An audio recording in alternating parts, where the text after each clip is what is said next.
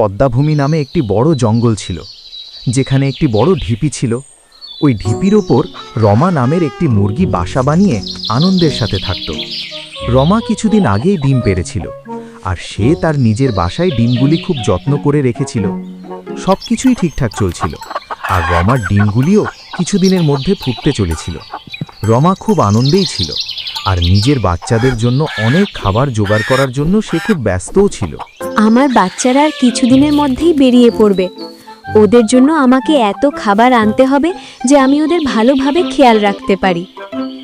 এই কথা বলে রমা নিজের বাচ্চাদের জন্য আরও খাবার আনার জন্য বেরিয়ে পড়ল। সেই দিন দুপুরবেলা যখন রমা খাবার নিয়ে বাসায় ফিরল, তখন তো তার হুঁশই উড়ে গেল। সে তার নিজের ডিমগুলিকে কোথাও খুঁজে পাচ্ছিল না। আরে আমার বাচ্চারা কোথায় গেল? রমা খুব ভয় পেয়ে গেল।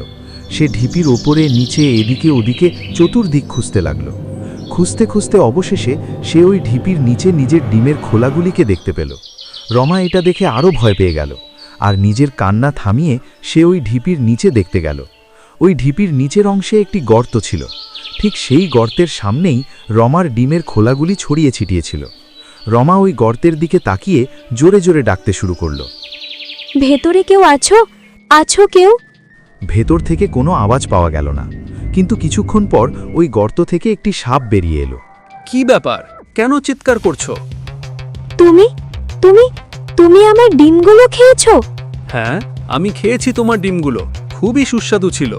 তোমার এত সাহস, তুমি আমার বাচ্চাদের খেয়ে নিয়েছো? এই কথা বলেই রমা কাঁদতে শুরু করে। আমি তোমার কি ক্ষতি করেছিলাম? কিছু না, আমার শুধু খুব জোরে খিদে পেয়েছিল। তুমি আমার ঢিপিতে কেন এলে? চলে যাও এখান থেকে।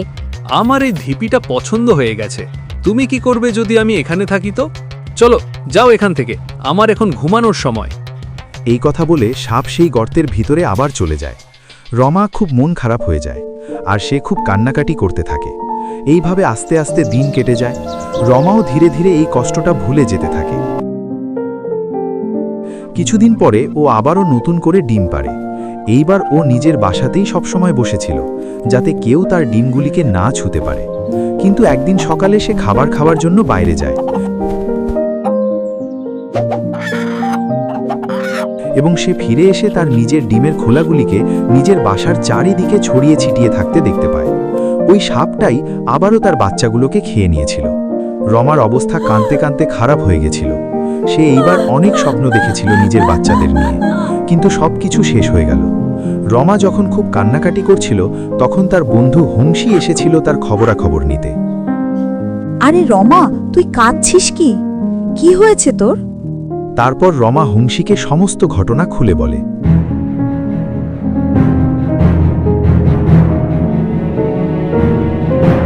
কি? ওই সাপের এত সাহস! আমি এক্ষুনি ওকে মজা দেখাচ্ছি। আরে হংসী, দাঁড়া, এরকম ভাবে হবে না। অন্য কোনো উপায় ভাবতে হবে। অন্য কোনো উপায়?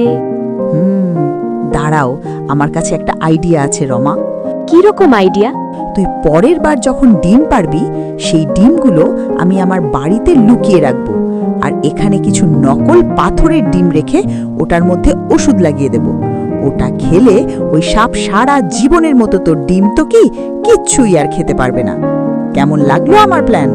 বাহ, খুব ভালো আইডিয়া হংসী। এতে ওই সাপ আর কোনোদিনও আমার ডিমের দিকে চোখ তুলে তাকাবে না। কিছুদিন পরে রমা আবার নতুন করে ডিম পাড়ে। এইবার হুংসির বুদ্ধি অনুযায়ী ডিম ফোটার কিছুদিন আগেই রমা গিয়ে তার ডিমগুলি হুংসির বাসায় রেখে দিয়ে আসে।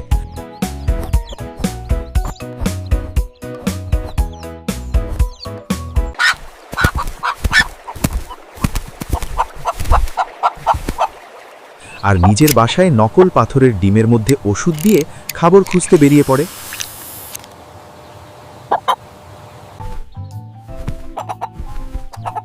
এরপর ফিরে এসে সে দেখতে পায় যে বাসার মধ্যে ডিমের খোলাগুলি আর নেই, আর ও সেটা দেখে খুব খুশি হয়। তারপর সে ওই ঢিপির নিচের দিকের গর্তের সামনে গিয়ে দাঁড়ায়। গর্তের ভিতর দিকে তাকিয়ে রমা জোরে জোরে বলতে থাকে, কি সাপ, কেমন লাগলো আমার ডিমগুলো? সাপের মুখটা ওষুধের কারণে আটকে গিয়েছিল, আর সে কোনো কথাই বলতে পারছিল না। এবার মজা হলো তো? পরের বার থেকে তুমি আর আমার ডিমের দিকে তাকাবে না। তুমি আমার বাচ্চাদের খেয়েছো, তার সামনে এই শাস্তি তো কিছুই নয়। এবার তুমি ভোগ করো। এই কথা বলার পর সাপকে ওই অবস্থায় ফেলে রেখে রমা হংসীর বাড়িতে চলে যায়। সেখানে পৌঁছেই রমা হংসীকে ধন্যবাদ জানায়। তোর এই উপকার আমি সারা জীবনে কোনোদিনও ভুলব না। তোকে অনেক অনেক ধন্যবাদ। আরে রমা, বন্ধু থাকে কি জন্য? কোনো ধন্যবাদের প্রয়োজন নেই।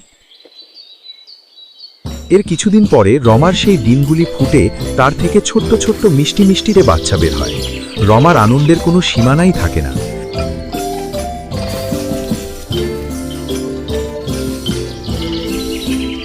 এরপর রমা তার বাচ্চাদের সঙ্গে করে আবারও সেই ঢিপিতে ফিরে আসে।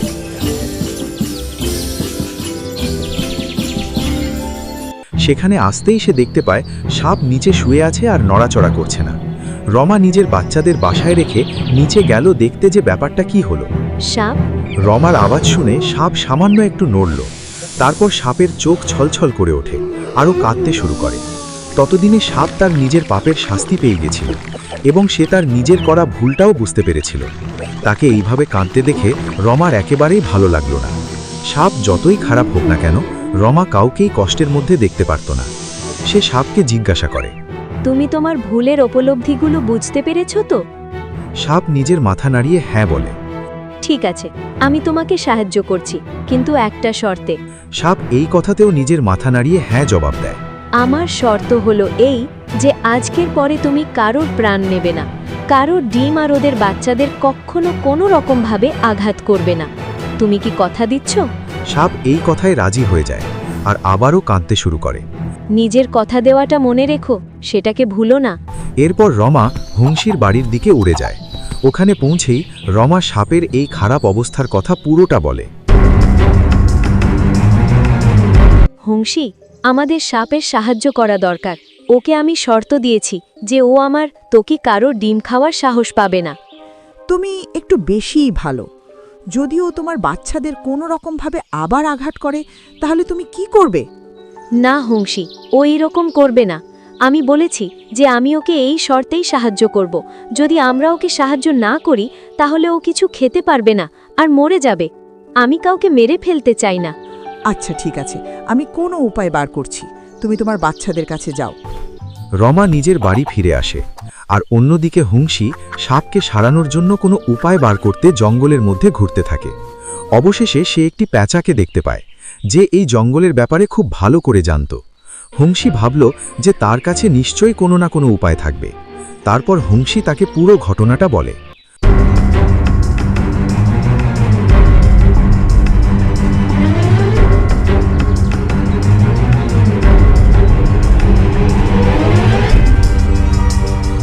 আচ্ছা, তো এই রকম ব্যাপার। আপনি কি কোনো উপায় জানেন এটাকে ঠিক করার? হ্যাঁ আছে, আর এই জন্য তোমাকে আমার কাছে একটা প্রতিজ্ঞা করতে হবে যে তুমি এই কথা আর কাউকে বলতে পারবে না।